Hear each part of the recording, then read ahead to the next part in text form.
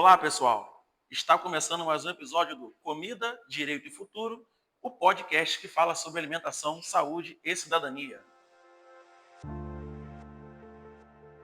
No episódio de hoje, o tema é soberania alimentar, segurança alimentar e nutricional e o direito humano à alimentação adequada. 3 pilares fundamentais para entender como o acesso à comida é também um direito social.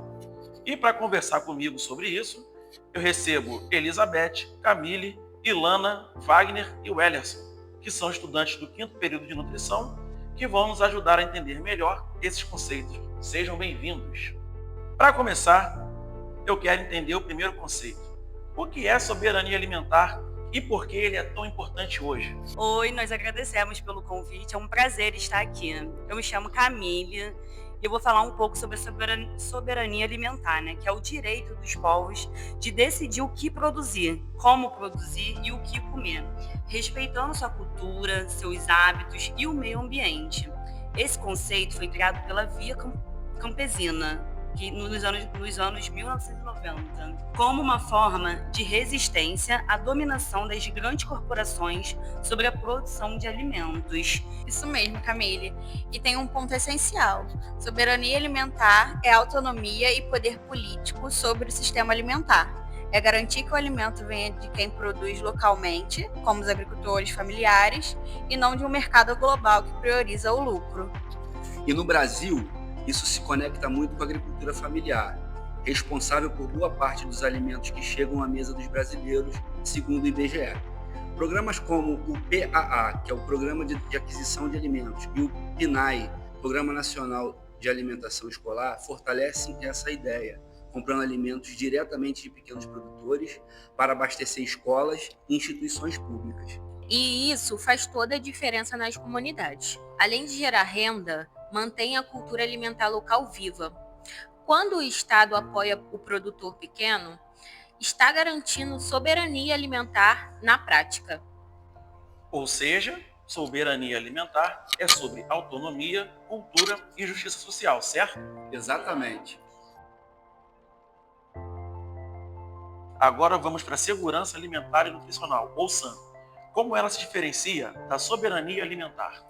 A segurança alimentar e nutricional foi definida na Lei Orgânica de Segurança Alimentar e Nutricional, Lausanne, que é a Lei 11.346/2006.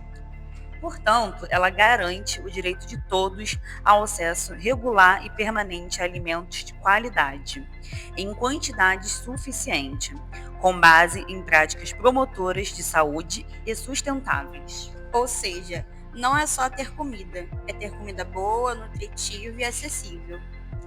Uma pessoa pode até ter o que comer, mas se o alimento for ultraprocessado e de baixo valor nutricional, isso não representa segurança alimentar. E os dados mostram como esse é um desafio enorme. Segundo a rede Pensan, mais de 33 milhões de brasileiros vivem em insegurança alimentar grave. Isso significa que ainda há milhões de famílias que não têm garantia de se alimentar todos os dias. E a SAM também tem a ver com educação alimentar e sustentabilidade. Ah, mas por que, Ilana? Ela incentiva o consumo de alimentos in natura, produzidos localmente, e ela reduz o desperdício. Então, a SAN é a condição prática de garantir o acesso à comida de qualidade para todos, certo? Perfeito. E ela depende diretamente da soberania alimentar para existir.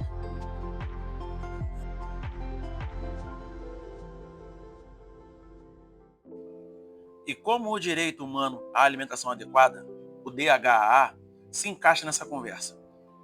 Rafael, o direito humano à alimentação adequada é o fundamento legal que garante tudo isso.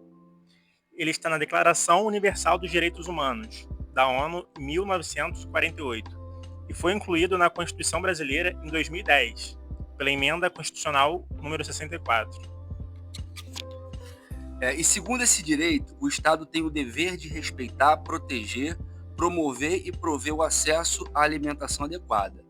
Nos municípios com poucas políticas públicas de alimentação, cresce a insegurança alimentar entre as populações vulneráveis. A falta de programas como restaurantes populares e bancos de alimentos compromete o direito humano à alimentação adequada.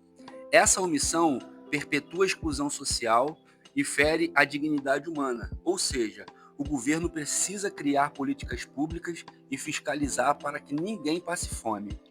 Um exemplo foi o Conselho Nacional de Segurança Alimentar e Nutricional, que une sociedade civil e governo para discutir políticas sobre alimentação. Ele foi essencial para colocar o Brasil no mapa da fome da FAO entre 2003 e 2014, e depois para tirá-lo de lá. Excelente! Então o DHA é o elo jurídico e moral que amarra soberania e segurança alimentar. Isso mesmo. Então, para a gente concluir essa parte, vocês podem me dizer como esses três conceitos se relacionam? Então, a soberania alimentar, ela garante a autonomia dos povos para decidir sobre sua comida. A segurança alimentar e nutricional garante o acesso constante a alimentos adequados e saudáveis. E o direito humano à alimentação adequada assegura que tudo isso seja um direito legal e protegido pelo Estado. Em resumo desses três conceitos, sem soberania não há segurança e sem direito humano e alimentação adequada, não há garantia que esses direitos serão cumpridos. Perfeito! Uma síntese clara e poderosa. Estamos nos aproximando do final. E para a gente encerrar, queria que cada um deixasse aqui uma reflexão rápida. O que significa para vocês garantir o direito à alimentação? Olha, para mim, Camille, é respeitar a dignidade humana. Todo mundo tem direito a se alimentar bem. Boa pergunta. Para mim, o Ellerson, é garantir justiça social e políticas públicas efetivas. Já eu, Wagner, é preservar a cultura alimentar e combater o avanço dos ultraprocessados. E para finalizar, eu e Lana acredito que é valorizar quem produz o alimento. O agricultor, o pescador ou o feirante. Excelente! A alimentação é mais do que uma necessidade biológica, é um ato político, social e cultural.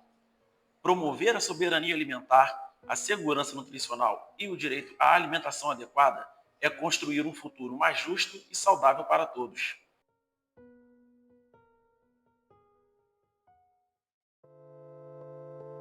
Caros ouvintes, chegamos ao fim do nosso podcast. Esse foi o Comida, Direito e Futuro. As informações de hoje foram baseadas nos documentos da FAO, ONU, Lei Orgânica de Segurança Alimentar e Nutricional, Lausanne, Constituição Federal e artigos como Silva e todos, de 2022, e Pensan, de 2023. Agradeço imensamente aos nossos estudantes de nutrição pela conversa e a você, ouvinte, pela escuta. E até o nosso próximo episódio. E lembre-se, comer bem é um direito e não um privilégio.